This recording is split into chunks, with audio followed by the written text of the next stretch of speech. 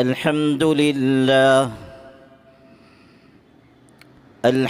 لله نحمده ونستعينه ونستغفره ونؤمن بالله ونتوكل عليه ونعوذ بالله من شرور أنفسنا ومن سيئات أعمالنا. من يهده الله فلا مضل له ومن يضلله فلا هادي له. ونشهد أن لا إله إلا الله وحده لا شريك له. ونشهد أن سيدنا وسندنا وحبيبنا وشفيعنا ومولانا ووسيلة يومنا وغدنا محمدا عبده ورسوله صلوات الله وسلامه عليه وعلى آله الطيبين الطاهرين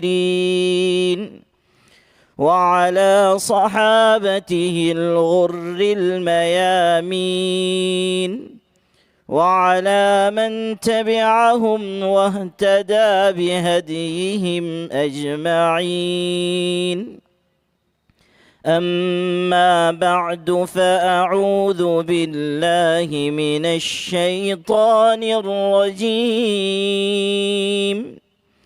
بسم الله الرحمن الرحيم. وأنفقوا مما رزقناكم من قبل أن يأتي أحدكم الموت فيقول رب لولا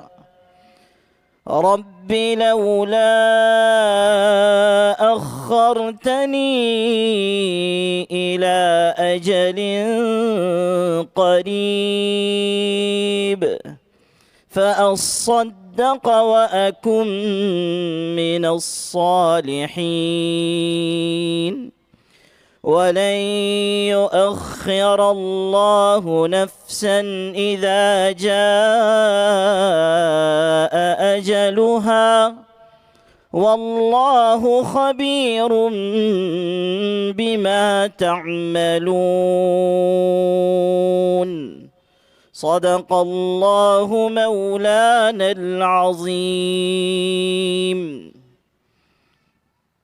حضرات علماء کرام، اسٹیج پر رونق افروز معزز شخصیات اور آپ تمام قابل احترام بھائیوں اور بزرگوں، انجمن اہل سنت والجماعت کی جانب سے منعقد کیا جانے والا تحفظ سنت اور عظمت صحابہ کا یہ اجلاس لائق تحسین اقدام ہے۔ اس کا تسلسل، اس کی تاریخی روایت اور منعقد کرنے والوں کا خلوص اور ان کی للہیت، ہر جہت سے یہ اجلاس کامیاب ہے اور مؤثر ہے۔ اور اس اجلاس کی نسبت بڑی بلند ہے۔ سنت کا تعلق ہمارے آقا حضرت محمد مصطفیٰ صلی اللہ علیہ وسلم کی ذات گرامی سے ہے، اور صحابہ کرام اللہ کے پاک رسول صلی اللہ علیہ وسلم کی تیار کی ہوئی جماعت کا نام ہے۔ آپ صلی اللہ علیہ وسلم نے خون جگر سے سینچ کر جس جماعت کو اللہ کے دین کی خدمت کے لیے، اللہ کے دین کی تبلیغ اور نشر و اشاعت، وہی جماعت ہے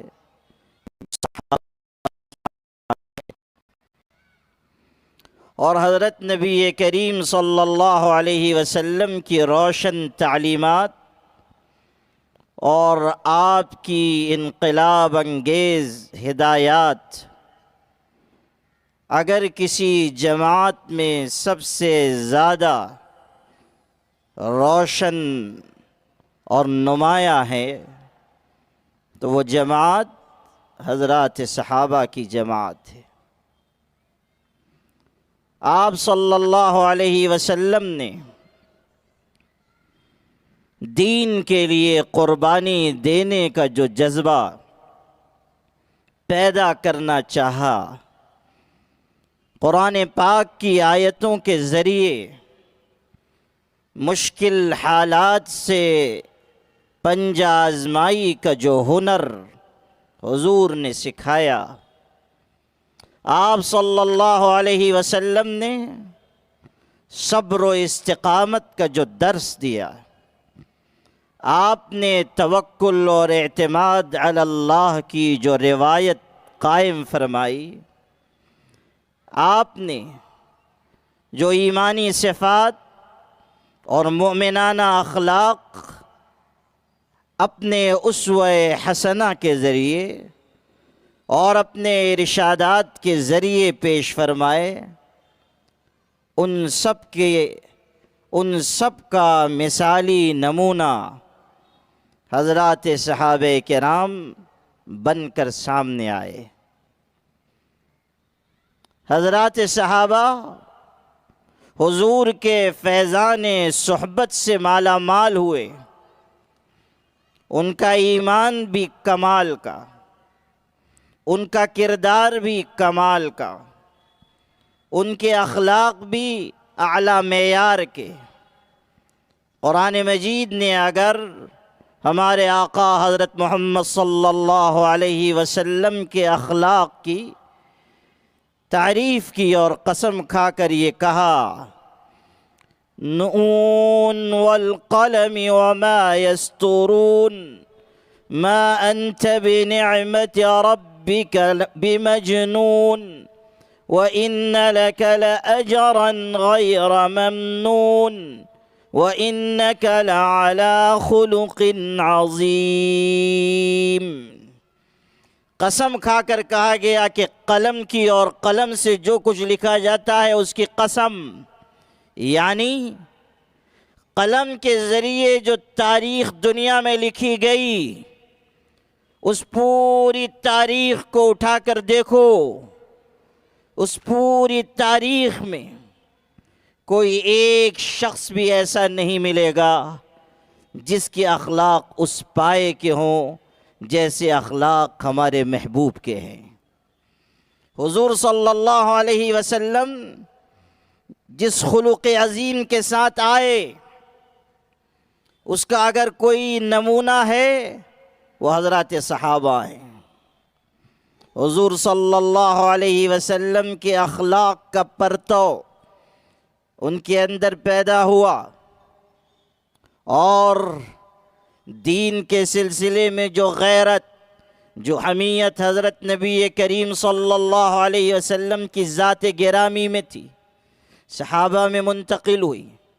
آپ پڑھتے ہیں کہ ایک وقت ایسا آیا کہ آپ کی کفالت کرنے والے اور آپ کی پشت پناہی کرنے والے آپ کے چچا حضرت ابو طالب پر دباؤ ہوا کہ آپ کو اپنے بھتیجے حضرت محمد صلی اللہ علیہ وسلم سے کہنا پڑا کہ بھتیجے مجھے بوجھ نہ ڈالو جس سے میں برداشت کر سکوں۔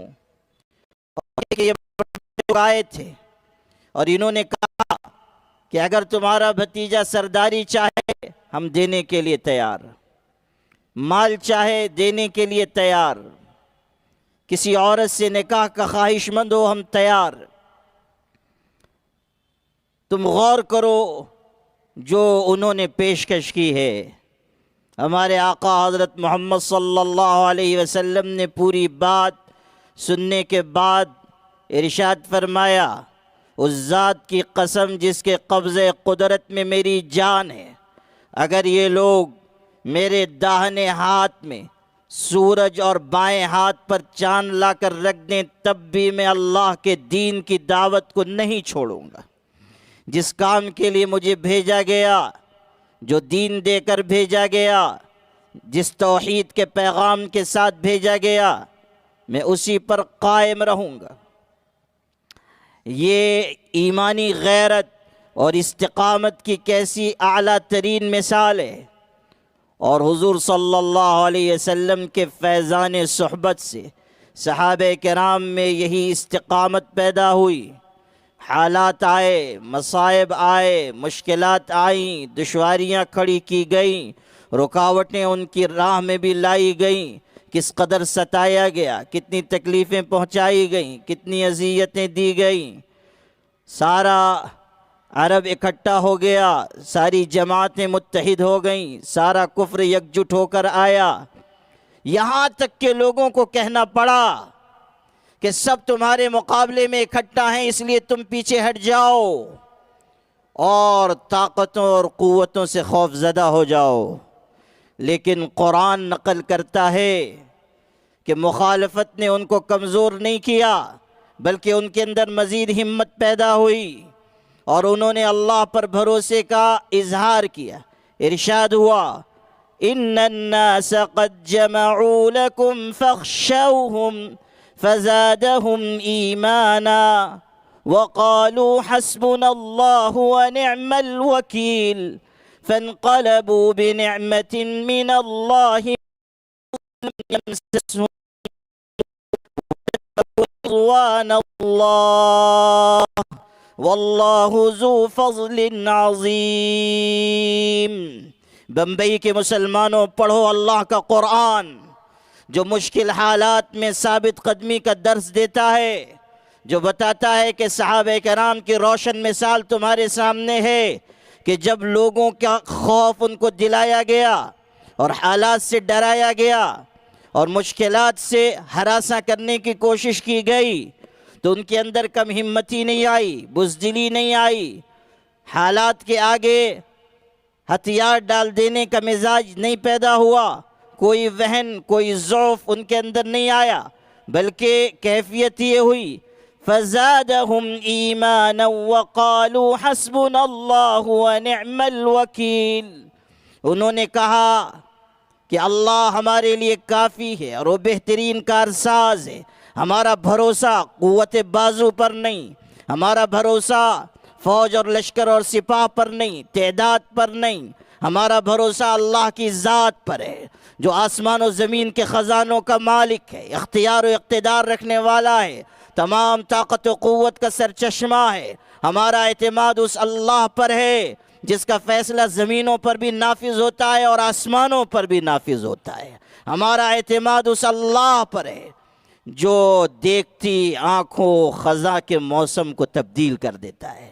ہمارا بھروسہ اس اللہ پر ہے جو تمام فیصلے کرنے کا اختیار رکھنے والا ہے۔ حسبنا اللہ ونعم الوکیل، اللہ ہمارے لیے کافی ہے اور وہ بہترین کارساز ہے۔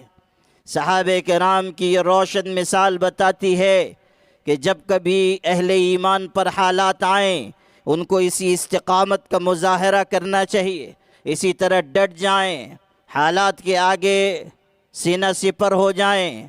ان اللہ یحب الذین یقاتلون فی سبیلہ صفا کأنہم بنیان مرصوص۔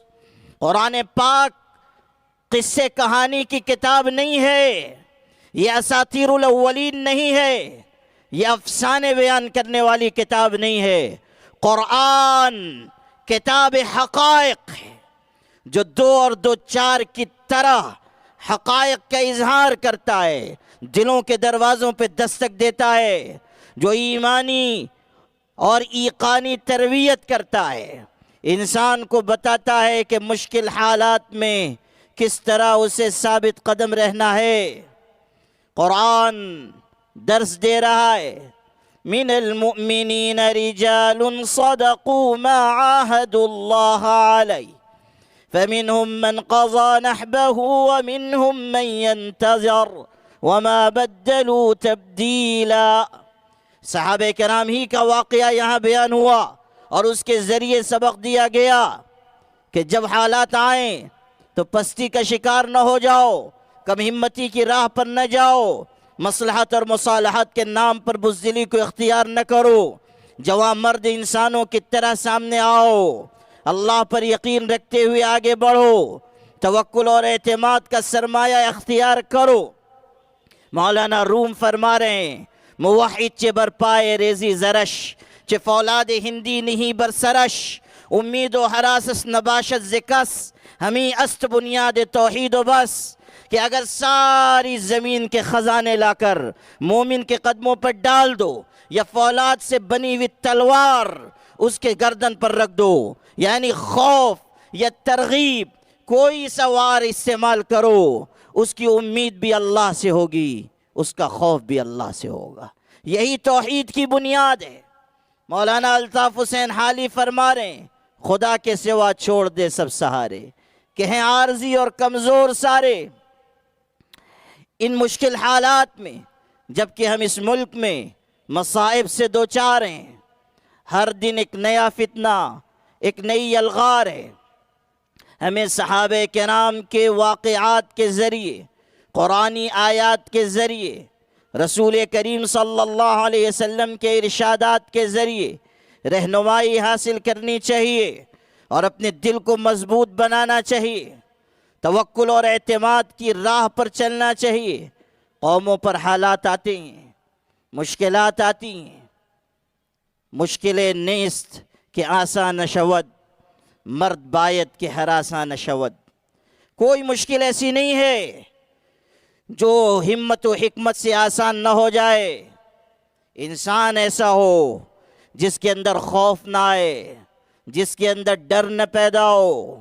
قرآن انہی کی تعریف کر رہا ہے جو خوف کی راہ سے ہٹے۔ وَكَأَيٍّ مِّن نَّبِيٍّ قَاتَلَ مَعَهُ رِبِّيُّونَ كَثِيرٌ فَمَا وَهَنُوا لِمَا أَصَابَهُمْ فِي سَبِيلِ اللَّهِ وَمَا ضَعُفُوا وَمَا اسْتَكَانُوا وَاللَّهُ يُحِبُّ الصَّابِرِينَ۔ اللہ کیسے لوگوں سے محبت کرتا ہے یہ قرآن کھول کھول کر واضح کر رہا ہے۔ جم جانے والے، صبر کرنے والے، استقامت اختیار کرنے والے، خدا کی راہ میں جو مشکل پیش آئے اس مشکل کو خندہ پیشانی سے جھیل جانے والے، مشقتوں کا تحمل کرنے والے۔ آپ اس حقیقت کو یاد رکھیے کہ جو لوگ عزم و عزیمت کی راہ پر چلیں گے ان پر حالات آئیں گے۔ قرآن کی یہ آیت بتا رہی ہے کہ لما اصابہم فی سبیل اللہ، اللہ کی راہ میں جو تکلیف ان کو پہنچی اس کی وجہ سے کوئی وہن، کوئی کمزوری ان کے اندر پیدا نہیں ہوئی، الٹا ان کے عزم و عزیمت میں اور استحکام آیا۔ اور جم جانے والوں کو اللہ پسند کرتا ہے۔ حالات آتے ہیں، امتحان لیا جاتا ہے، خبیث کو طیب سے الگ کیا جاتا ہے، مومنوں اور منافقوں کی جماعت میں فصل پیدا کر دی جاتی ہے، لیکن جو سچے مومن ہوتے ہیں پھر اللہ ان کو غالب کر کے دکھاتا ہے۔ آپ صحابہ کرام کی مثالیں سن چکے، اگر آپ کو آج کے دور میں دیکھنا ہے تو آپ دیکھیے کہ کس طرح صبر، استقامت، توکل، اعتماد علی اللہ کے نتیجے میں اللہ نے غزہ کے مٹھی بھر مسلمانوں کو دنیا کی ظالم طاقتوں پر غالب کر کے دکھایا۔ اللہ نے بتایا کہ بالآخر وہ کامیاب ہوں گے جو اللہ کے دین پر جم جائیں گے۔ شہادتیں ہوئیں، مکانات گرائے گئے، غزہ کو کھنڈر بنایا گیا، اور ایسے دردناک واقعات پیش آئے کہ کلیجہ منہ کو آتا ہے۔ انسان اپنی آنکھوں پر قابو نہیں رکھ سکتا، اپنے دل کو سنبھالنا مشکل ہوتا ہے، لیکن انہوں نے اپنے طرز عمل سے دنیا کو یہ بتایا کہ او ظالمو جابرو، تم ہمارے جسموں کو مار سکتے ہو مگر ہمارے عزم و عزیمت کو موت نہیں دے سکتے، تم ہمارے مکانات گرا سکتے ہو مگر ہمارے دل سے ایمان کی دولت چھین نہیں سکتے۔ دنیا کی ظالمانہ قوتیں بالآخر سرنگوں ہو گئی، اور کچھ کہہ لیجئے مگر ساری دنیا کے تجزیہ نگار لکھ رہے ہیں کہ اسرائیل کو بدترین شکست ہوئی اور اس کو بالآخر مذاکرات کا راستہ اختیار کرنا پڑا۔ یہ اور بات ہے کہ ابھی امریکہ میں جو نئے صاحب آئے ہیں فضیلت الشیخ، انہوں نے جیسے ہی اپنا صدارتی عہد شروع کیا ہے وہ طرح طرح کی باتیں پھر کرنے لگے۔ ویسے بھی ان کو بولنے کی اتنی عادت ہے کہ ہمارے یہاں کے فضیلت الشیخ بھی ان سے ہار جاتے ہیں۔ حالت یہ ہے کہ آپ نے اخبارات میں پڑھا ہوگا کہ اتنا بول رہا ہے یہ آدمی کہ جو وائٹ ہاؤس میں لکھنے والے لوگ ہیں وہ پریشان ہو گئے اور نیا عملہ بھرتی کرنا پڑا۔ ویسے بھی حضرت کو اب کچھ کام ہے نہیں تو سوائے گفتگو کرنے کے اور کچھ نہیں۔ وہ کہہ رہے ہیں کہ ہم ایسا کریں گے، ہم ویسا کریں گے۔ یاد رکھیے گا کہ اگر انہوں نے بھی یہ حماقت کی تو اللہ کی ذات سے یقین رکھیے کہ وہاں کے اہل ایمان کے صبر، استقامت، توکل اور اعتماد علی اللہ کے نتیجے میں اللہ اسے بھی بری طرح شکست سے دوچار فرمائے گا۔ اللہ تعالیٰ نے ہزیمت مقدر کر دی ہے ان لوگوں کے لیے جو طاغوتی نظام اور ظالمانہ نظام کو لے کر آگے بڑھیں گے، اور اس ملک میں بسنے والے لوگوں کو بھی جو نفرت کی آبیاری کی راہ پر چلنا چاہتے ہیں نوشتہ دیوار پڑھ لینا چاہیے کہ ہمیشہ ایسے لوگوں کے لیے جو کمزوروں کو ستائیں، مجبوروں کو اور مجبور بنائیں، ان کے لیے اللہ تعالیٰ کی بے آواز لاٹھی حرکت میں آتی ہے۔ یہ اللہ کا نظام ہے جسے کوئی بدل نہیں سکتا۔ أَلَمْ تَرَ كَيْفَ فَعَلَ رَبُّكَ بِعَادٍ إِرَمَ ذَاتِ الْعِمَادِ الَّتِي لَمْ يُخْلَقْ مِثْلُهَا فِي الْبِلَادِ وَثَمُودَ الَّذِينَ جَابُوا الصَّخْرَ بِالْوَادِ وَفِرْعَوْنَ ذِي الْأَوْتَادِ الذين طغوا في البلاد فأكثروا فيها الفساد فصب عليهم ربك سوط عذاب إن ربك لبالمرصاد۔ یہ ہے اللہ کا قرآن جو بیان کرتا ہے کہ دنیا میں ایسا اقتدار پانے والے جو یہ سمجھتے تھے کہ ہم بادشاہ نہیں ہم پروردگار ہیں، ان کے اوپر بھی زوال آیا اور اللہ تعالیٰ نے عذاب کا کوڑا برسایا اور ان کو خاک میں ملا دیا۔ فَكُلًّا أَخَذْنَا بِذَنْبِهِ فَمِنْهُمْ مَنْ أَرْسَلْنَا عَلَيْهِ حَاصِبًا وَمِنْهُمْ مَنْ أَخَذَتْهُ الصَّيْحَةُ وَمِنْهُمْ مَنْ خَسَفْنَا بِهِ الْأَرْضَ وَمِنْهُمْ مَنْ أَغْرَقْنَا وَمَا كَانَ اللَّهُ لِيَظْلِمَهُمْ وَلَكِنْ كَانُوا أَنفُسَهُمْ يَظْلِمُونَ۔ ایک آیت میں تمام عذاب پانے والے اور خدا کی بنائی ہوئی سرزمین پر کبر اور غرور سے چلنے والوں کا انجام بیان ہوا کہ ان کو اللہ نے ان کے گناہ اور سرکشی کی وجہ سے پکڑ لیا۔ ایک قوم کو اللہ نے زمین میں دھسایا، ایک قوم پر چیخ کا عذاب بھیجا، ایک قوم پر آسمان سے پتھروں کی بارش برسائی اور فرعون اور اس کے ماننے والوں کو دریا میں غرق کر دیا، اور ارشاد ہوا وَمَا كَانَ اللَّهُ لِيَظْلِمَهُمْ وَلَكِنْ كَانُوا أَنفُسَهُمْ يَظْلِمُونَ۔ یہ نہ سمجھنا کہ ان کی ہلاکت اور بربادی العیاذ باللہ اللہ کا کوئی ظلم ہے۔ ارشاد ہوا کہ انہوں نے خود ظلم کر کے اپنے لیے تباہی کا راستہ چن لیا، انہوں نے زیادتی کر کے خود اپنے لیے ہلاکت کی راہ اختیار کر لی۔ خدا کا نظام اس کائنات میں یہی ہے کہ ظالموں کو مہلت تو دی جاتی ہے مگر پھر پکڑ ہوتی ہے، اور جب پکڑ ہوتی ہے تو وہ نہایت سخت وَكَذَلِكَ أَخْذُ رَبِّكَ إِذَا أَخَذَ الْقُرَى وَهِيَ ظَالِمَةٌ إِنَّ أَخْذَهُ أَلِيمٌ شَدِيد۔ اللہ کی پکڑ دردناک بھی ہے اور سخت بھی ہے۔ جب اللہ تعالیٰ کی پکڑ آتی ہے عقلاء دنگ رہ جاتے ہیں، جانکار حیران رہ جاتے ہیں، سمجھ بوجھ رکھنے والوں کی عقل معوف ہو جاتی ہے۔ اللہ مالک الملک ہے، تمام اختیارات کا مالک ہے۔ اللہ جب کوئی فیصلہ کرتا ہے تو پھر اس کو نافذ کرتا ہے، اور اللہ کے اور اس کے فیصلے کے درمیان کوئی حائل نہیں ہو سکتا۔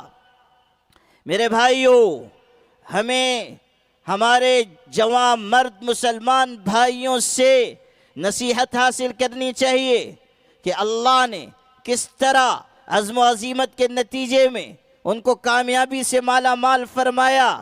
آج اسی عزم و عزیمت کی ہمیں ضرورت ہے کہ ہم اپنے دلوں کو مضبوط بنائیں، اپنے دین و شریعت پر عمل کا مزاج پیدا کریں۔ اللہ نے جو شریعت عطا کی وہ نہایت منصفانہ، شریعت کے احکامات نہایت عادلانہ، شریعت کے امور نہایت خوبصورت۔ اسی لیے ارشاد ہوا ثم جعلناك على شريعة من الأمر فاتبعها ولا تتبع أهواء الذين لا يعلمون۔ اے پیغمبر، ہم نے آپ کو اس شریعت پر قائم کر دیا، اب آپ اسی شریعت کی پیروی کیجئے اور جاہلوں کی خواہشات کی پیروی نہ کیجئے۔ ان لوگوں کو جاہل کہا گیا جو احکام شریعت کے خلاف کوئی دوسرا راستہ لے کر آئیں، جو قوانین شریعت پر انگلی اٹھائیں، جو اللہ تعالیٰ کی شریعت کے امور کو غیر منصفانہ قرار دیں۔ اللہ تعالیٰ نے جو شریعت اتاری وہ بے عیب شریعت، اللہ تعالیٰ نے جو دین عطا فرمایا وہ بے عیب دین، کامل و مکمل دین۔ دنیا کی کوئی قوم ہماری طرح خوش قسمت نہیں۔ مسلمانوں، اس آسمان کے نیچے اور اس زمین کے اوپر اپنی زندگی کے تمام معاملات کے سلسلے میں خود کفیل امت اگر کوئی ہے تو ہم ہیں۔ ہمیں کسی کے دروازے پر جانے کی، کاسے گدائی لے کر پھرنے کی کوئی ضرورت نہیں۔ اللہ تعالیٰ نے وہ دین دیا جو ہر شعبے کے لیے کافی، وہ شریعت عطا کی جو رہنمائی کے لیے نہایت وافی و شافی۔ اللہ نے وہ پیغمبر دیا جو ماں کی ممتا سے زیادہ محبت رکھنے والا اور باپ کی شفقت سے زیادہ شفقت رکھنے والا ہے۔ وہ پیغمبر جو ہمیں انگلی پکڑ کر چلاتا ہے۔ اللہ نے وہ پاک کتاب ہمیں عطا فرمائی کہ جس میں زندگی گزارنے کا وہ نظام اتارا گیا کہ پاک پروردگار کی قسم ایسا خوبصورت نظام دنیا میں کسی اور کے پاس ہو ہی نہیں سکتا۔ قرآن کے ذریعے وہ نظام ہمیں دیا گیا، اعلان کر دیا گیا اليوم اکملت لکم دینکم واتممت علیکم نعمتی ورضیت لکم الاسلام دینا۔ کامل مکمل جامع رہنمائی، دین شریعت اور اللہ تعالیٰ کے پیغمبر کے ذریعے ہم تک پہنچا دی گئی۔ اب اسی نظام کے مطابق جینا ہے، قوانین شریعت پر عمل کرنا ہے۔ وَمَن لَّمْ يَحْكُم بِمَا أَنزَلَ اللَّهُ فَأُولَٰئِكَ هُمُ الْكَافِرُونَ۔ جو اللہ کے اتارے ہوئے قانون کے خلاف جائے گا، کسی اور نظام کی طرف بڑھے گا، ایسا شخص انکار کرنے والا ہے، ایسا شخص ظالم ہے، ایسا شخص فاسق و فاجر ہے۔ ہمارے لیے اللہ تعالیٰ کا دین نہایت کافی۔ اللہ نے ہمیں وہ دین دیا ہے جو ہر شعبے میں رہنمائی کرتا ہے، ہر چیز چھوٹی سے چھوٹی ہو اس میں ہمارے لیے اللہ تعالیٰ کی طرف سے رہبری موجود۔ آپ پڑھیے کہ ایک انگریز شخص، اس نے ہمارے فقہ حنفی کے تیسرے امام محمد ابن حسن شیبانی کی کتاب سیر کبیر پڑھی۔ اس میں اسلامی نظام بیان ہوا ہے اور اسلامی نظام کی خوبصورتی پر تفصیل سے امام محمد ابن حسن شیبانی نے روشنی ڈالی ہے۔ جب اس شخص نے اس کتاب کو پڑھا، اسلام کی حسن اور خوبصورتی کو جانا، شریعت کی جزیات کو اس نے سمجھا، صلح اور جنگ کے اصول جانے، نظام سلطنت کے اصول جانے، خاندانی اور اجتماعی زندگی اور انفرادی زندگی کے ضابطے اس نے جانے، تو اتنا متاثر ہوا کہ اس نے اسلام قبول کر لیا۔ امام محمد ابن حسن شیبانی کی کتاب پڑھ کر مسلمان ہو گیا۔ جب اس نے اسلام قبول کیا تو کسی نے اس سے کہا کہ صرف ایک کتاب پڑھ کر تم مسلمان ہو گئے، یہ کیا بات ہے؟ تو اس نے کیسا خوبصورت جواب دیا، کہنے لگا کہ جب میں نے یہ کتاب پڑھی اور اسلام کا جامع نظام میں نے جانا اور اس شخص کے علم کی وسعت کو میں نے دیکھا، تو میرے دل سے بے اختیار بے ساختہ یہ آواز آئی کہ جب چھوٹے محمد کے علم کا یہ عالم ہے تو بڑے محمد کے علم کا کیا عالم ہوگا۔ واہ واہ ماشاءاللہ۔ جب چھوٹے محمد کے علم کا یہ حال ہے تو بڑے محمد کے علم کا کیا عالم ہوگا۔ اندازہ کیجئے کہ اللہ نے کیسا نظام ہمیں عطا کیا ہے۔ لوگ یہ چاہتے ہیں کہ اس نظام سے ہمیں محروم کر دیں، لوگ یہ چاہتے ہیں کہ مسلم پرسنل لاء کا خاتمہ کر دیا جائے، لوگ یہ چاہتے ہیں کہ اس ملک میں بسنے والی تمام قوموں کے لیے یونیفارم سول کوڈ لے آیا جائے۔ اتراکھنڈ میں اعلان کر دیا گیا اور ہماری اس ریاست میں بھی اس پر مشورے شروع ہو گئے، گجرات میں کمیٹی بنا دی گئی۔ ہمارا ملک الگ الگ تہذیبوں کا ملک ہے، الگ الگ مذاہب کے ماننے والوں کا ملک ہے، الگ الگ ریت رواج رکھنے والوں کا ملک ہے۔ یہاں کثرت میں وحدت اور وحدت میں کثرت ہے، تنوع ہے، اختلاف ذوق ہے، اور یہی اس چمن کی زینت ہے۔ لیکن افسوسناک صورتحال ہے کہ بجائے ملک کی تعمیر و ترقی کے، بجائے ملک کے اصل معاملات کو سلجھانے کے، ایسے ایشوز اٹھائے جا رہے ہیں، ایسے معاملات اٹھائے جا رہے ہیں جس کا ملک کی تعمیر و ترقی سے کوئی تعلق نہیں، بلکہ اس سے اور انتشار پیدا ہوگا، اضطراب پیدا ہوگا، بے چینی پیدا ہوگی۔ لیکن بار بار یونیفارم سول کوڈ کا نعرہ لگایا جا رہا ہے، شوشہ چھوڑا جا رہا ہے۔ سکھ الگ پریشان ہیں، دلت قبائل الگ پریشان ہیں، او بی سی کے لوگ الگ پریشان ہیں، عیسائی اپنے مذہبی تشخص کے حفاظت کے لیے الگ مضطرب ہیں، مسلمان بھی محسوس کر رہے ہیں کہ ان کے دین اور شریعت کو نشانہ بنایا جا رہا ہے۔ اور اب یہ بات مخفی نہیں رہ گئی کہ یونیفارم سول کوڈ میں اصل نشانہ کن لوگوں کو بنایا جائے گا۔ اس لیے کہ اتراکھنڈ میں جو مسودہ پیش کیا گیا اس میں جو شقیں ہیں اس سے بہت واضح طریقے سے پتہ چل رہا ہے کہ کن احکامات شریعت کو نشانہ بنایا جا رہا ہے۔ 3 طلاق کے سلسلے میں، 1 سے زائد نکاح کے سلسلے میں، عدت کے سلسلے میں، یہ سارے وہ امور ہیں جو ہماری شریعت سے تعلق رکھنے والے ہیں، ان کے بارے میں لکھا جا رہا ہے۔ عجیب بات ہے، اس یونیفارم سول کوڈ کے مسودے میں ایک طرف یہ لکھا ہوا ہے کہ 1 سے زیادہ شادی کرنے کی اجازت نہیں، اور اسی میں یہ بھی ہے کہ لیو ان ریلیشن شپ کی اجازت ہے، یعنی اگر کوئی شخص قانونی طریقے پر دوسری بیوی رکھتا ہے، حقوق ادا کرتا ہے، وراثت میں اس کو حصہ دیتا ہے، اس سے پیدا ہونے والی اولاد کی کفالت کرتا ہے اور ہر طرح اس کا خیال رکھتا ہے، دلجوئی کرتا ہے، تو یہ ہمارے دانشوروں کی نگاہ میں جرم ہے۔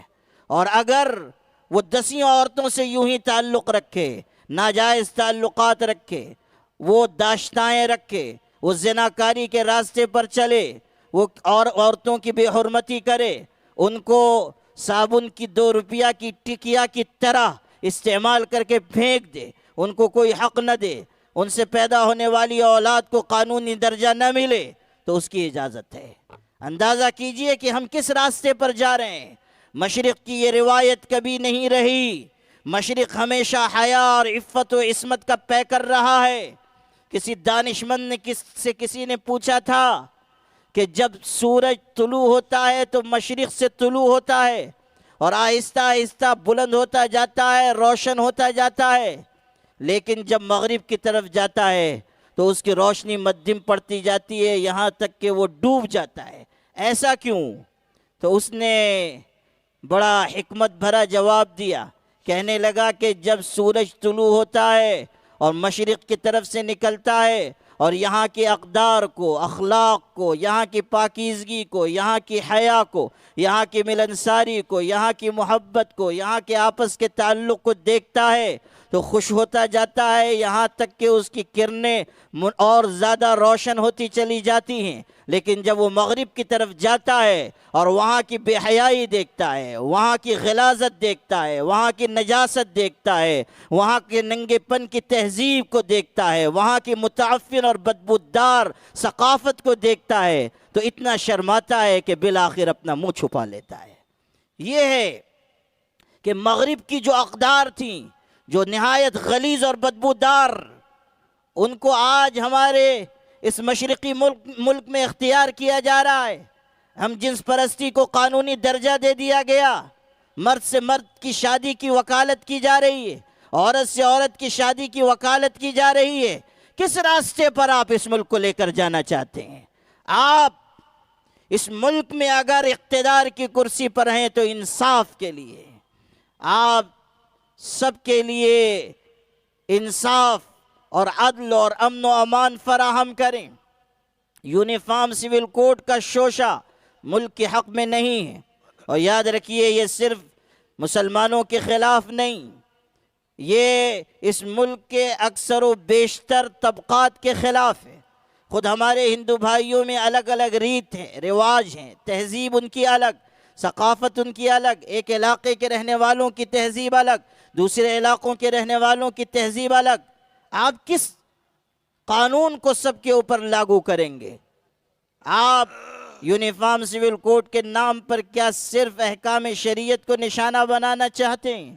آل انڈیا مسلم پرسنل لا بورڈ نے صاف اعلان کیا ہے کہ اس ملک میں جو مذہبی آزادی دی گئی ہے اسے ہر قیمت پر برقرار رہنا چاہیے، ورنہ یہ ملک کے حق میں نہیں ہوگا۔ اضطراب اور بے چینی کے نتیجے میں مشکلات پیدا ہوں گی۔ اسی طرح یہ جو وقف کے نام پر ایک تماشا کیا جا رہا ہے، یہ بھی ایسا ایک کھیل ہے جس کے ذریعے اہل ایمان کو، مدارس کو، مساجد کو ہراساں کیا جا رہا ہے۔ اوقاف خالص شرعی چیز ہے۔ میں نے قرآن کی آیت پڑھی تھی جس میں اللہ نے مال خرچ کرنے کی ترغیب دی، کہا گیا کہ اللہ کے راستے میں مال خرچ کرو، اور قرآن کی کتنی آیتیں ہیں جو اس کی ترغیب لے کر آئیں۔ کہیں ارشاد ہوا لن تنالوا البر حتى تنفقوا مما تحبون، تم نیکی کے کمال کو اس وقت تک نہیں پا سکتے جب تک کہ اللہ کی بارگاہ میں، اللہ تعالیٰ کے راستے میں اپنی پسندیدہ چیز خرچ نہ کرو۔ اللہ کے پاک رسول صلی اللہ علیہ وسلم کی درجنوں روایتیں ہیں جس میں حضور خرچ کی ترغیب دے رہے ہیں۔ آپ بتا رہے ہیں کہ اللہ کی راہ میں اگر دو گے تو اللہ تم کو دے گا۔ بخاری کی روایت ہے، حدیث قدسی ہے، حضور فرما رہے ہیں، اللہ کہتا ہے یا ابن آدم انفق انفق علیک، اے آدم کے بیٹے تو میری راہ میں خرچ کر، میں تجھ پر خرچ کروں گا۔ خرچ کرنے والے کے لیے انعامات کے وعدے ہیں۔ کہیں ارشاد فرمایا آخرت میں 700 گنا یا اس سے بھی زیادہ اجر ملے گا، اور اسی کے ساتھ یہ ہے کہ دنیا میں اللہ خرچ کرنے کا بدل عطا فرمائے گا۔ وَمَا أَنفَقْتُم مِّن شَيْءٍ فَهُوَ يُخْلِفُهُ، جو تم خرچ کرو گے اللہ اس کا بدل دے گا۔ اوقاف اسی جذبہ انفاق کا اظہار ہے۔ اوقاف چاہے مسجد کی شکل میں، چاہے مدرسے کی شکل میں، چاہے یتیم خانے کی شکل میں، اسی جذبہ انفاق کی علامتیں۔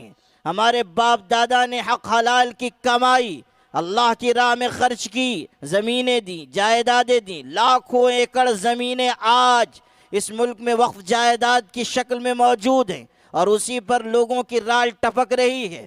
اور چونکہ وقف جائیدادوں ہی پر مسجدیں قائم ہیں، مدارس قائم ہیں، اس لیے وقف ایکٹ کے نام پر یا وقف ترمیمی بل کے نام پر ایک عجیب تماشا کھڑا کر دیا گیا۔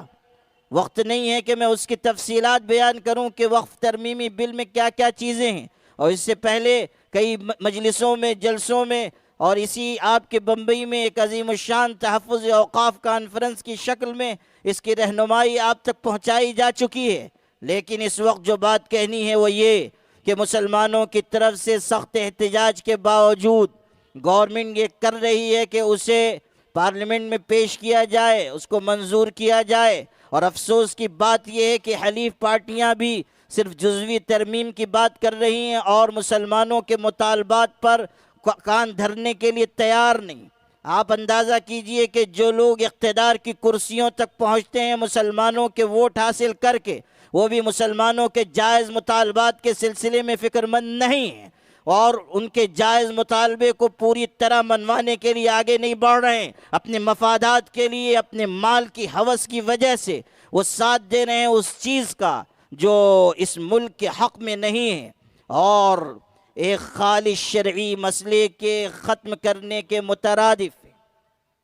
آپ اندازہ کیجئے کہ پرانی وقف جائیدادیں تو خطرے میں آئیں گی ہی، نئے اوقاف بھی قائم کرنا نہایت مشکل ہو جائے گا، اور اس میں غالباً اسی چیز کو پیش نظر رکھا گیا ہے کہ کسی طرح گھیرا تنگ کیا جائے۔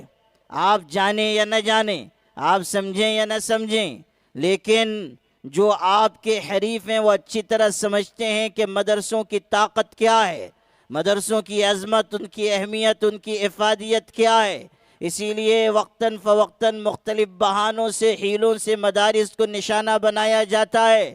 یاد رکھیے گا، کوئی شخص کتنے ہی بڑے منصب تک کیوں نہ پہنچ جائے، کوئی شخص کسی بھی جماعت کی سربراہی اختیار کر لے، کوئی شخص کتنا ہی مشہور کیوں نہ ہو جائے، مگر اس کو یہ حق نہیں دیا جا سکتا کہ وہ کارگزار اور بافیض اداروں جو مدارس کی شکل میں اس ملک میں ہیں ان کے خلاف آواز بلند کرے، یا مدارس اسلامیہ کے سلسلے میں لب کشائی کرے۔ اور صاف سن لیجئے کہ جو مدارس کے خلاف بات کرتا ہے، چاہے اس کی نیت کوئی بھی ہو، وہ دشمنان دین کے ایجنڈے کو پورا کرتا ہے۔ بہت خوب، جزاک اللہ۔ علماء کرام کے خلاف جو آواز بلند کرتا ہے، یا مدارس اسلامیہ کے کردار کے سلسلے میں جو بات کرتا ہے، وہ اسی ایجنڈے پر چل رہا ہے جو دشمنان دین کا ہے، کہ عوام کو علماء سے کاٹا جائے، مدارس کی قوت کو کمزور کیا جائے۔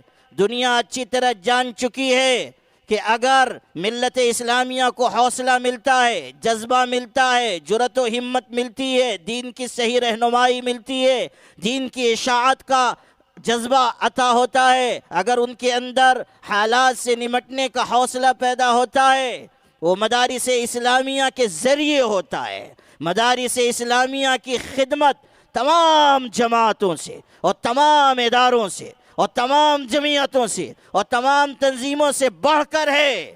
اگر کوئی اس روشن کردار کی نفی کرتا ہے تو در حقیقت وہ اپنے اسلاف کی خدمات پر سوالیہ نشان قائم کرتا ہے۔ اور آج جو لوگ کچھ کہہ رہے ہیں انہیں یہ بات اچھی طرح سمجھ لینی چاہیے کہ اگر آج انہیں اس ملک میں دین کا کام کرنے کا موقع فراہم ہے، اگر کچھ بولنے کا جذبہ حوصلہ ملا ہوا ہے، تو یہ بھی مدارس اسلامیہ ہی کی دین ہے۔ اگر مدارس نہ ہوتے تو آپ کام نہیں کر سکتے تھے۔ مدارس کے علماء نے اپنے قلم کے ذریعے، اپنی زبان کے ذریعے دفاع کیا ہے، ہر محاذ پر کھڑے رہیں۔ مدارس اسلامیہ کی روشن زرین تاریخ ہے، علماء کرام کی روشن اور زرین تاریخ ہے۔ آپ پڑھیے کہ یہ مدارس کیسی قسمہ پرسی میں قائم ہوئے۔ یہ ہمارے حضرت مولانا محمود دریابادی موجود ہیں، حضرت قاری صدیق صاحب باندوی کی خدمت میں رہے ہوئے ہیں۔ یہاں کئی علماء ایسے ہیں جو حضرت قاری صاحب کے فیض یافتہ ہیں۔ ان سے پوچھئے کہ جب ہتھورا باندھا میں مدرسہ قائم ہو رہا تھا تو وقت کا ولی قطب الاقطاب خود گارا اور مٹی لے کر اپنے ہاتھوں سے مدرسے کی تعمیر کر رہا ہے، اور کچے کمرے بنائے جا رہے ہیں۔ کیسا قسم پرسی کا دور ہے، بے سر و سامانی کا وقت ہے۔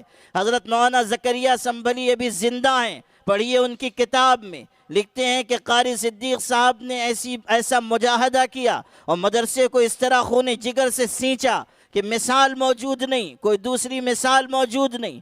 کہتے ہیں کہ اس زمانے میں وہ مدرس تھے، وہاں اگر مدرسے میں کوئی مہمان آ جاتا تھا، کھلانے کے لیے کچھ نہیں ہوتا تھا، حضرت نے ایک برتن رکھ رکھا تھا، وہ برتن لے کر محلے میں چلے جاتے، دروازے دروازے پہ آواز لگاتے تھے، کوئی روٹی دیتا، کوئی دال دیتا، کوئی سالن ڈال دیتا، وہ لے کر آتے تھے اور مہمان کو کھلاتے تھے۔ ایک دن حضرت بیمار تھے، آرام کے لیے لیٹے، آنکھ لگ گئی، اتنے میں مہمان آئے۔ یہ نوجوان تھے مولانا زکریا صاحب، انہوں نے سوچا کہ حضرت آرام کر رہے ہیں، میں ہی چلا جاتا ہوں، برتن لے کر گئے۔ ابھی ایک دو گھر پر پہنچے تھے کہ اتنے میں حضرت پیچھے سے آئے اور چہرے پر ناگواری کے اثرات تھے۔ کہتے ہیں کہ مجھ سے برتن ناراضگی سے واپس لیا اور ایک جملہ کہا جو دل پر نقش کیے جانے کے لائق ہے۔ آپ اندازہ کیجئے کہ کیسا بڑا عالم اور ولی وقت ہے۔ حضرت قاری صدیق صاحب نے کہا کہ مولانا آپ عالم ہیں، آپ مفتی ہیں، آپ دین کے خادم ہیں، یہ کام آپ کے لیے مناسب نہیں ہے۔ یہ بھیک مانگنے کا کام صدیق احمد ہی کو زیب دیتا ہے، یہ بھیک مانگنے کا کام صدیق احمد ہی کو زیب دیتا ہے۔ ہمارے بزرگوں نے مدارس اسلامیہ کو اپنے خون جگر سے سینچا ہے۔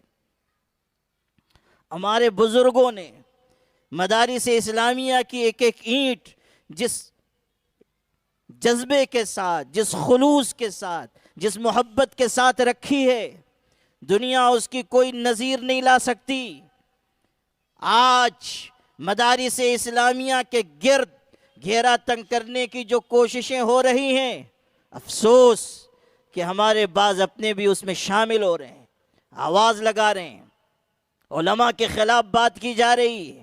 یاد رکھنا، جس طرح وبا کے زمانے میں ڈاکٹروں سے دوری میں جان کا خطرہ ہے، اسی طرح فتنوں کے دور میں اہل حق علماء سے دوری میں ایمان کا خطرہ ہے۔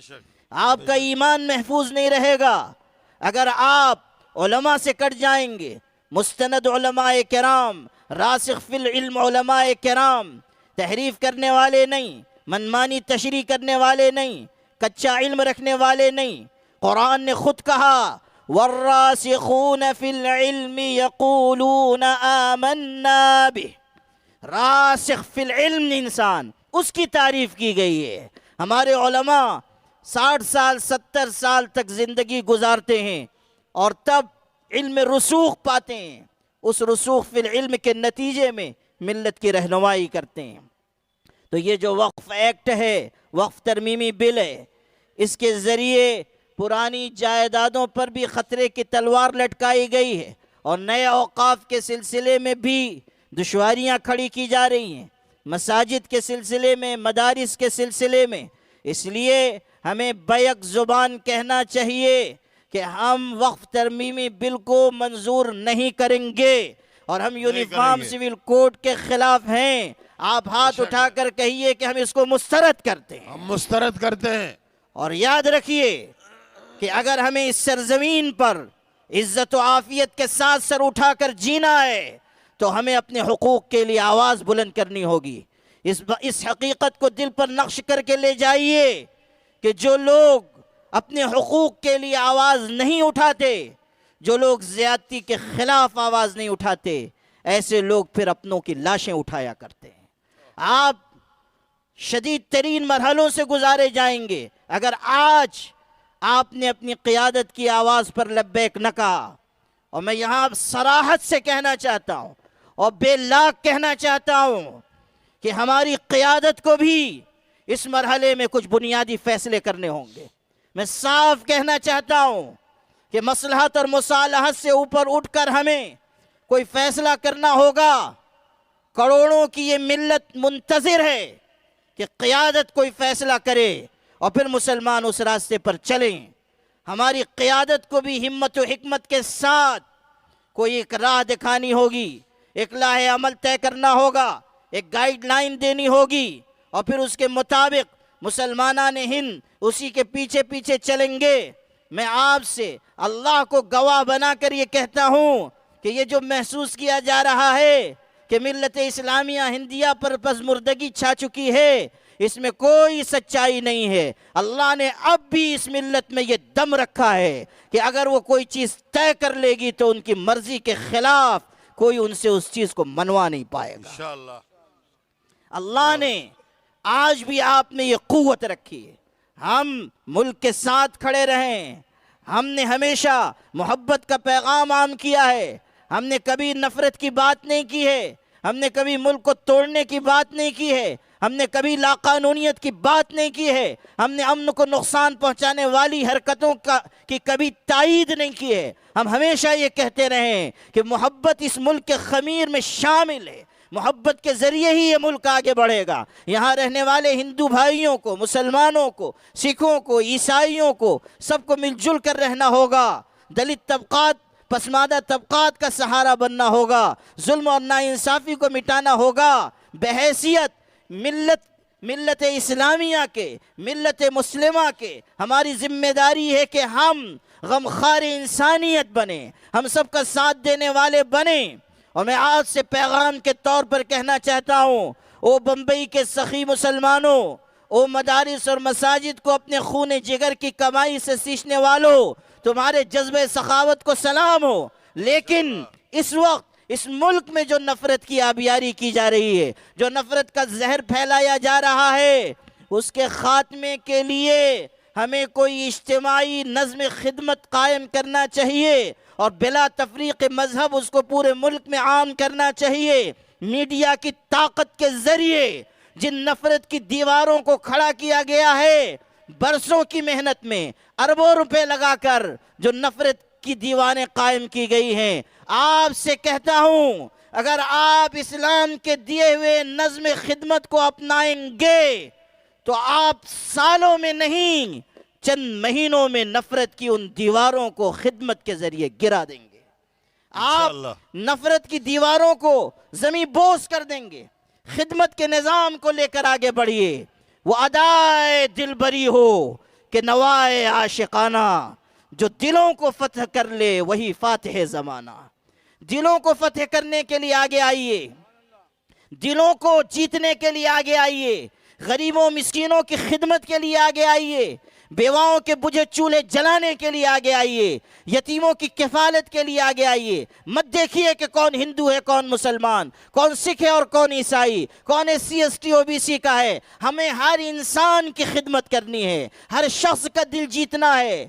متعصب لوگ کہتے ہیں کہ اسلام تلوار کی زور سے پھیلا ہے۔ میں کہتا ہوں تمہاری بات سچ ہے۔ آج علی رؤوس الاشہاد میں اس بات کا اعتراف کرتا ہوں کہ آؤ، میں کہتا ہوں کہ اسلام تلوار کی زور سے ہی پھیلا ہے، مگر سنو، وہ تلوار لوہے یا فولاد کی تلوار نہیں تھی، وہ اخلاق اور کردار کی تلوار تھی۔ اگر اسلام پھیلا ہے تو اخلاق کی تلوار سے پھیلا ہے، کردار کی تلوار سے پھیلا ہے۔ آج اسی کردار کو اپنانے کی ضرورت ہے۔ ملک کو اگر ہم متحد رکھنا چاہتے ہیں تو ہمیں بھی اپنا کردار نبھانا ہوگا، ہمیں بھی آگے آنا ہوگا، ہمیں بھی خدمت کے ضابطوں کو اختیار کرنا ہوگا، ہمیں بھی لوگوں کو بتانا ہوگا کہ ہم اس روئے زمین پر نفع بخش ہیں اور ہم اس اسلام کے ماننے والے ہیں جو ہر انسان کی خدمت سکھاتا ہے۔ قرآن نے کہا فَلَاقْتَحَمَ الْعَقَبَةَ وَمَا أَدْرَاكَ مَا الْعَقَبَةُ فَكُّ رَقَبَةٍ أَوْ إِطْعَامٌ فِي يَوْمٍ ذِي مَسْغَبَةٍ يَتِيمًا ذَا مَقْرَبَةٍ أَوْ مِسْكِينًا ذَا مَتْرَبَةٍ۔ پڑھیے اللہ کا قرآن، بتایا گیا کہ اسلام کیا ہے۔ آؤ اسلام ہم سے سمجھو۔ اسلام یہ ہے کہ تم غلاموں کو غلامی سے آزاد کراؤ، تم یتیموں اور مسکینوں کو کھانا کھلاؤ، تم پریشان حالوں کی مدد کرو۔ کرونا کے زمانے میں مسلمانوں نے راہ چلنے والے ہزاروں لاکھوں غیر مسلم بھائیوں کے ساتھ جو محبت کا سلوک کیا تھا، وہ محبت کا سلوک پھر دہرانے کی ضرورت ہے۔ ہمیں بتانا ہوگا کہ ہم نفع بخش ملت ہیں، ہم نفع بخش امت ہیں۔ میرے بھائیوں، ہم نے اس ملک میں ہمیشہ محبت کے پیغام کو تو عام کیا ہے اور آئندہ بھی کریں گے، مگر ہم سے یہ توقع نہ رکھی جائے کہ ہم اللہ کے دین اور شریعت کے سلسلے میں کوئی مصالحت کر لیں گے، ہم اللہ کی شریعت کے احکامات کو اٹھا کر بالائے طاق رکھ دیں گے۔ ہمارا جینا مرنا اللہ کے دین پر ہے، ہمارا جینا مرنا اللہ کے دین پر ہے۔ اور سن لیجئے، ہمیں یکجٹ ہو کر تمام مسالک مکاتب فکر کے مسلمانوں کو یکجٹ ہو کر یہ کہنا ہوگا کہ ہمارا جینا توحید پر، ہمارا مرنا توحید پر، یہاں تک کہ اگر ہم پر ظلم ہوگا اور ہمارے سینے گولیوں سے چھلنی ہوں گے اور ہمارا خون روئے زمین پر گرے گا تو یاد رکھو ہمارے خون کے آخری قطرے سے بھی یہی آواز آئے گی، لا الہ الا اللہ محمد الرسول اللہ۔ انشاءاللہ یہی جذبہ اور عزم و عزیمت لے کر آگے بڑھی اور آل انڈیا مسلم پرسنل لا بورڈ کے پیغام کو ہر گھر تک پہنچائیے۔ حکومت ہند سے ہمارا یہ مطالبہ ہے کہ آپ یونیفارم سول کوڈ کے بارے میں، وقف ترمیمی بل کے بارے میں وہ راستہ اختیار کیجئے جو راستہ ملک کے لیے مفید ہو، جو راستہ ہمارے پوری ملت کے لیے مفید ہو۔ آپ اقتدار میں ہیں، شوق سے رہیے، لیکن خدا را ایسا راستہ نہ چنیے کہ جس کی وجہ سے ملک میں اضطراب پیدا ہو۔ ہم گزارش کر رہے ہیں، بار بار اپیل کر رہے ہیں، بار بار مطالبہ کر رہے ہیں، بار بار اپنی بات پہنچا رہے ہیں۔ آل انڈیا مسلم پرسنل لا بورڈ کی آواز پر کروڑوں ای میل کیے گئے ہیں، آپ تک پوری بات پہنچا دی گئی ہے۔ اب اس کی روشنی میں آپ صحیح اور درست فیصلہ کیجئے تاکہ یہ ملک گنگا جمنی تہذیب کا ملک اپنی تمام صفات اور صلاحیتوں کے ساتھ آگے بڑھتا رہے۔ صحابہ کرام کے اسوہ حسنہ سے ہمیں یہی سبق ملتا ہے کہ ہم ہر حالت میں اللہ کے دین پر، ایمان پر قائم رہیں اور مشکلات سے پنجہ آزمائی کریں۔ کسی بھی مرحلے میں خوف کا شکار ہو کر سینہ سپر ہونے کے بجائے سپر انداز ہونے کا راستہ نہ اپنائیں، بلکہ قرآن کی اس آیت پر عمل کریں۔ یا ایھا الذین آمنوا اتقوا اللہ حق تقاتہ ولا تموتن الا وانتم مسلمون۔ اے ایمان والو، اللہ سے ڈرو جیسا کہ ڈرنے کا حق ہے، اس لیے کہ تمہاری نصرت اسی وقت ہوگی جب تمہارے اندر تقوی اور خشیت ہو۔ اور دوسرے ٹکڑے میں ارشاد ہے وَلَا تَمُوتُنَّ إِلَّا وَأَنْتُمْ مُسْلِمُونَ، اور تمہیں موت نہ آئے مگر اس حالت میں کہ تم مسلمان ہو۔ اللہ تعالیٰ کے دین کے ساتھ زندہ رہنا اور اللہ کے دین پر مرنا، یہی ہمارے لیے کامیابی کی بنیاد ہے۔ اللہ تعالیٰ ہم سب کو ایمان پر زندگی اور ایمان پر خاتمہ عطا فرمائے۔ میں مبارکباد پیش کرتا ہوں انجمن اہل سنت والجماعت کے تمام ذمہ داران، حضرت مولانا رشید احمد ندوی، حضرت مولانا مفتی سعید الرحمن فاروقی، حضرت مولانا محمود دریابادی، اور بہت سارے نام ہیں جن کو ہم جانتے ہیں، کچھ کو نہیں جانتے ہیں۔ کتنے مخلص کارکنان ایسے ہیں جو پردے کے پیچھے سے کام کرتے ہیں، کتنے مخیرین ہیں جو اپنا سرمایہ خرچ کرتے ہیں۔ ان سب کو تہنیت اور مبارکباد، اور کامیاب اجلاس کے انعقاد پر دل کی گہرائیوں سے یہ دعا کہ آپ لوگ جن صحابہ کرام کی عظمت، ان کے فضائل، ان کے شمائل، ان کے اخلاق، ان کے کردار کو ان اجلاسوں کے ذریعے لوگوں تک پہنچا رہے ہیں، اللہ تعالیٰ آپ سب حضرات کو اور تمام مخلصین کو انہی حضرات صحابہ کے ساتھ قیامت کے دن اٹھنا نصیب فرمائے، اور اللہ جنت الفردوس میں جگہ دے، عزت عافیت کی زندگی دے، اور ہم سب کو اللہ ایمان پر موت عطا فرمائے۔ وآخر دعوانا ان الحمد للہ رب العالمین۔ جزاک